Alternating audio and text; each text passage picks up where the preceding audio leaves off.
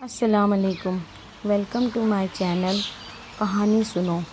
میں آج کی ناول میں حیا خاکزادی کی ناول دل کا سکون کا پہلا ایپیسوڈ ملاحظہ فرمائیں، اور کہانی شروع کرنے سے پہلے آپ سے گزارش ہے کہ آپ میرے چینل کو سبسکرائب کریں اور اپنے خیالات کمنٹ میں اظہار کریں۔ کہانی شروع ہوتی ہے۔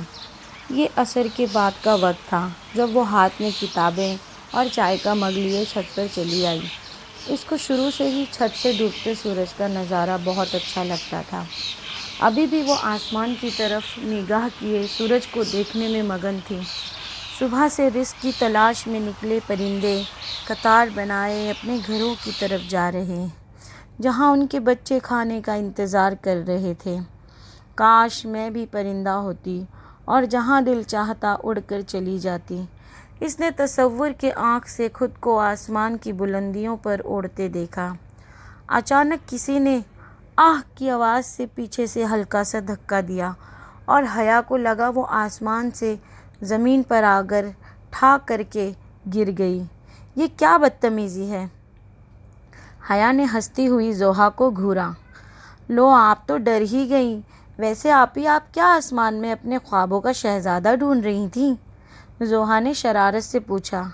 جی نہیں، اس کو کیا ڈھونڈنا، وہ تو زمین پہ ہی ہے، ڈھونڈ رکھا ہے اللہ نے میرے لیے۔ ہاں، یہ تو ٹھیک ہی کہہ رہی ہیں آپ، اسد بھائی نیچے ہی بیٹھے ہوئے ہیں، زوہا نے اطلاع دی۔ اب سوال یہ کہ آپ اوپر دیکھ کیا رہی تھیں؟ میں پرندوں کو دیکھ رہی تھی، حیا نے دوبارہ آسمان پر نظر جماتے ہوئے جواب دیا۔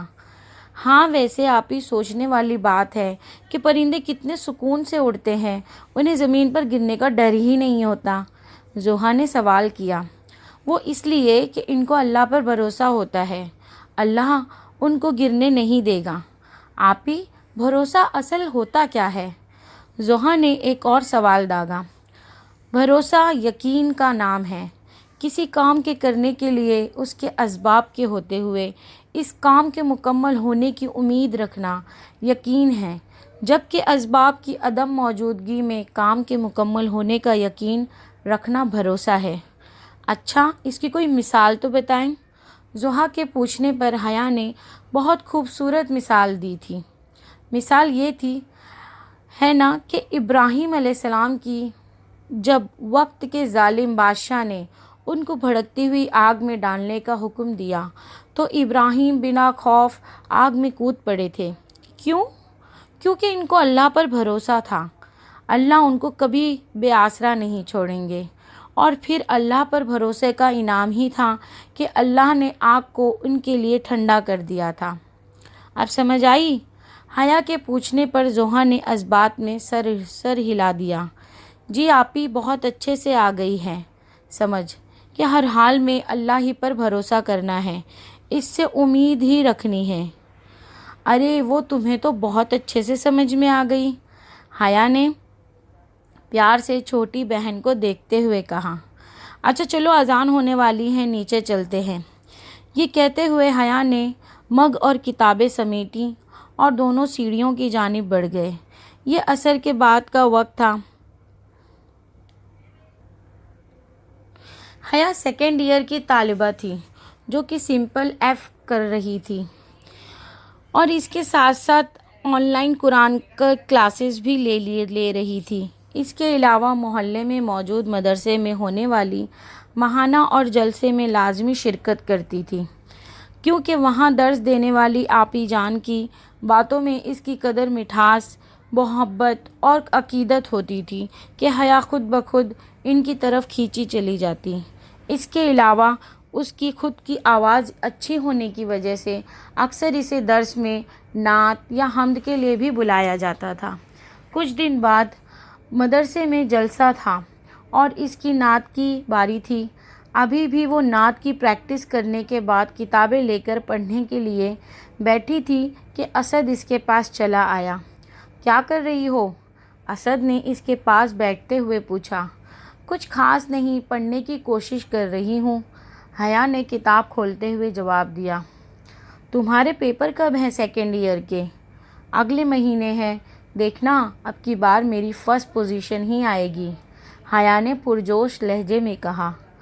ہو ہاں، نہ جائے تمہاری فرسٹ پوزیشن، اسد نے مذاق اڑاتے ہوئے لہجے میں کہا۔ دیکھ لینا، فرسٹ پوزیشن آئے گی، نہ آئی تو میرا نام بدل دینا، وہ پورے جوش سے بولی۔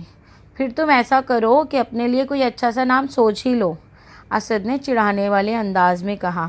کیا مطلب؟ حیا نے نہ سمجھی سے اسد کی طرف دیکھا۔ مطلب یہ کہ پہلی پوزیشن تو کبھی نہیں آنے والی تمہاری جلی ہوئی آتما۔ اور اگلے ہی لمحے پورا گھر اسد کی چیخوں سے گونج اٹھا، کیونکہ حیا صاحبہ جوتا لیے اسد کے پیچھے تھی۔ شرم کرو یار، میں تمہارا ہونے والا شوہر ہوں۔ یار، اسد نے خود کو بچانے کے لیے حیا کو یاد دلایا۔ ہونے والے ہو نا، ابھی ہوئے تو نہیں نا۔ اگلے لمحے سارا گھر چڑیا گھر کا نقشہ پیش کر رہا تھا، کیونکہ دونوں نے لڑنے کے لیے ہتھیار کے طور پر لاؤنج کے کشن، تکیے، ریموٹ استعمال کیے تھے۔ دونوں ایسے ہی تھے، پیار اتنا کہ ایک دوسرے کے لیے جان دینے کو تیار رہتے، اور لڑتے تو جنگلی جانوروں کی طرح ایک دوسرے کے دشمن بن جاتے۔ اور پھر اسد کا کہنا سچ ثابت ہوا، حیا کی فرسٹ پوزیشن نہیں آئی تھی، وہ صرف اچھے نمبروں سے پاس ہوئی تھی۔ اور پھر اسد نے اس کا نام جلی ہوئی آتما سے بدل کر مس نکمی رکھ دیا تھا۔ رفیق والا میں رفیق صاحب اپنی 3 اولادوں کے ساتھ رہتے تھے۔ بڑے بیٹے رشید صاحب، ان سے چھوٹی بیٹی حمیرہ اور سب سے چھوٹے بیٹے سلیم صاحب۔ رشید صاحب جو اپنی بیوی رومانہ اور ایک بیٹے اسد کے ساتھ رہتے تھے، اسد گریجویشن کر رہا تھا۔ حمیرہ بیگم کے 2 بچے ہیں، زیان اور زہرف، جبکہ سلیم صاحب کی 2 پیاری بیٹیاں حیا اور زحا ہیں۔ رفیق صاحب دل کے مریض تھے اور فوج سے ریٹائرمنٹ کے بعد گھر پر ہی ہوتے تھے۔ رشید صاحب اور سلیم صاحب کا کپڑے کا کاروبار تھا، پیسے کی ریل پیل نہ سہی لیکن ہنسی خوشی گزار ہو جاتا تھا۔ دونوں بھائیوں کے ساتھ ساتھ بیویوں کا بھی آپس میں بہت پیار تھا، اور پھر یہ پیار آگے بچوں میں بھی منتقل ہو گیا تھا۔ حیا اور اسد کی بچپن سے بہت بنتی تھی۔ بچوں کی پسندیدگی کو مد نظر رکھتے ہوئے بڑوں نے دونوں کا رشتہ طے کر دیا تھا۔ رفیق صاحب یعنی بچوں کی دادا جی، جو کہ دل کے ساتھ شوگر کے بھی مریض تھے، ایک دن اچانک طبیعت بگڑنے پر ہاسپٹل لے جایا گیا۔ فوری ٹریٹمنٹ دینے پر طبیعت بہتر تو ہو گئی تھی، لیکن زیادہ دن تک بہتر نہ رہ سکی، اور پھر رفیق صاحب کی خواہش پر حیا اور اسد کا سادگی سے نکاح کر دیا گیا۔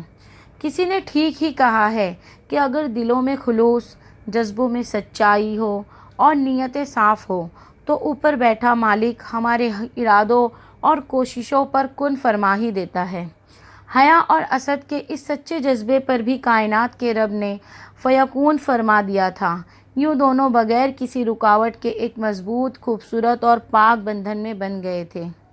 حیا کو کچن کے کاموں میں کوئی خاص دلچسپی نہ تھی، سوائے روٹی بنانے کے۔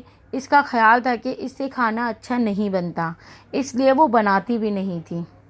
اور بقول اسد کے، حیا جو کھانا بناتی ہے وہ چڑیا، کوے اور بلیوں کے قابل تو ہوتا ہے، لیکن کسی انسان کے کھانے کے قابل نہیں ہوتا ہے۔ اور زحا کا کہنا تھا کہ آپ بس پراٹھے ہی بنایا کریں، کیونکہ آپ یہی اچھے بنا سکتی ہیں۔ سالن امی کے لیے ہی رہنے دیں، کیونکہ آپ کے بنائے ہوئے کھانے میں برکت ہی اتنی ہو جاتی ہے کہ 2-3 دن تک ختم ہی نہیں ہوتا۔ کھاتا جو کوئی نہیں، سمجھا کریں۔ آپ بس پراٹھے بنایا کریں۔ بس انہی باتوں کی وجہ سے اس نے کھانا بنانا چھوڑ رکھا تھا۔ حالانکہ دادی کہتی رہتی تھیں کہ کھانا بنایا کرو، لڑکیوں کی ضرورت ہوتی ہے، گھرداری سیکھنا، بسم اللہ اور درود پاک پڑھ کر شروع کیا کرو، دیکھنا کتنا اچھا بنے گا۔ دادی کے کہنے پر اکثر کچھ نہ کچھ بنا لیتی۔ امی کیا کر رہی ہیں آپ؟ حیا جو ابھی کالج سے لوٹی تھی، امی کو ڈھونڈتے ڈھونڈتے کچن میں چلی آئی۔ کچھ نہیں بیٹا، سوچ رہی ہوں کہ شام کے کھانے میں پلاؤ بنا لوں۔ سمرا بیگم نے گوشت فریج سے نکال کر شیلف پہ رکھتے ہوئے جواب دیا۔ امی، آج شام کا کھانا میں بناؤں گی۔ حیا شیلف پر بیٹھتے ہوئے بولی۔ کیا بات ہے بیٹا، تمہاری طبیعت تو ٹھیک ہے نا؟ سمرا بیگم نے حیرانگی سے پوچھا۔ کیا مطلب ہے ماں جی؟ حیا نے یہ سمجھی سے ماں کی طرف دیکھا۔ مطلب یہ کہ میری جو بیٹی کچن سے کوسوں دور بھاگتی ہے، آج خود بول رہی ہے کہ میں کھانا بناؤں گی، تو حیران ہونا تو بنتا ہے نا۔ بس کر دیں امی، اب ایسا بھی نہیں ہے، کبھی کبھی کچھ بنا ہی لیتی ہوں نا میں۔ ہاں بنا لیتی ہو، لیکن صرف خود کے کھانے کے لیے، کیونکہ تمہارا بنایا ہوا کھانا کسی اور کے کھانے کے قابل ہوتا ہی کہاں ہے۔ یہ جواب کچن کے دروازے پہ کھڑے اسد کی طرف سے آیا تھا۔ کیا مطلب ہے تمہارا؟ حیا نے غصے سے گھورا۔ مطلب صاف ہے میس نکمی، آپ اگر پلاؤ بنائیں گی تو وہ کھچڑی بن جاتی ہے۔ دفع ہو جاؤ تم یہاں سے۔ بری بات ہے بیٹا، شوہر سے ایسے بات نہیں کرتے۔ سمرا بیگم نے بیٹی کو پیار سے ڈانٹا، جس سے اسد کو بھی شے ملی۔ جی جی سمجھائیں نا اس کو چچی جان کہ میری عزت کیا کرے۔ کیوں؟ حیا نے کمر پر ہاتھ رکھتے ہوئے کہا، کھا جانے والی نظروں سے اسد کی طرف دیکھا۔ کیونکہ میں تمہارا شوہر ہوں، اسد نے گردن اکڑتے ہوئے کہا، گویا حیا کی معلومات میں اضافہ کیا ہوا۔ ہی یہ بہت پرانی بات ہو چکی ہے، کوئی نہیں، کوئی نئی نویلی گل کرو۔ حیا نے زبان چڑھائی۔ بس کر دو، اب کہیں پہ بھی لڑنا شروع ہو جاتے ہو تم دونوں۔ جاؤ اسد بیٹا، آپ فریش ہو جاؤ۔ سمرا بیگم نے اسد کو کہا۔ اوکے چچی جان۔ وہ سعادت مندی سے سر ہلاتا ہوا دروازے کی جانب بڑھ گیا۔ اچھا چھوڑیں امی، آپ بتائیں کچن میں پلاؤ بنانا ہے یا مٹر پلاؤ؟ اس نے رخ موڑ کر سمرا بیگم سے پوچھا۔ مس نکمی، ایسا کرو پہلے تم بنا لو، نام بعد میں ہم رکھ لیں گے۔ پلاؤ ہے یا کھچڑی؟ ایک بار پھر جواب اسد نے دیا تھا، جس سے حیا کا آدھا کلو خون تو جل ہی گیا تھا۔ حیا نے پیچھے مڑ کر